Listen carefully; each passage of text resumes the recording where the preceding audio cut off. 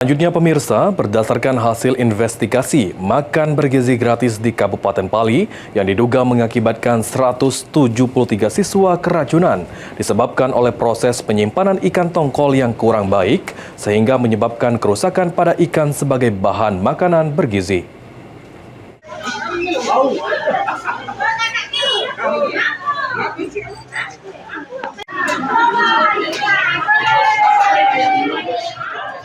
Mengenai kasus dugaan 173 siswa keracunan setelah menyantap makanan bergizi gratis di Kabupaten Pali dan membuat setidaknya 9 siswa masih menjalani perawatan hingga Rabu pagi.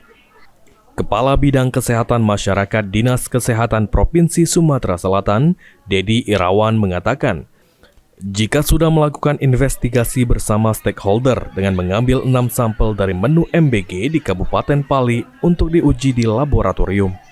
Dugaan sementara terkait 173 siswa keracunan disebabkan oleh sajian menu ikan tongkol yang diduga dalam kondisi kurang baik.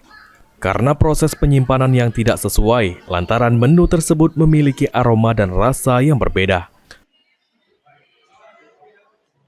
Ini sampel makanan sudah diambil, ada sekitar 6 sampel makanan, yaitu ada sampel muntahan korbannya atau pasiennya, kemudian sampel makanannya, ada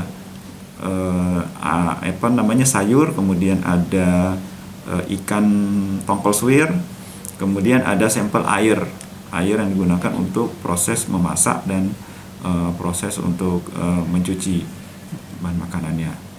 Itu ada sekitar 6 sampel sudah dikirim ke BTKL Palembang dan sekarang masih diperiksa. Sudah kami konfirmasi ke BTKL, hasilnya mungkin sekitar 5 harian. 173 siswa yang mengalami keracunan program makan bergizi gratis terdiri dari siswa tingkat PAUD hingga tingkat SMA di Kabupaten Pali.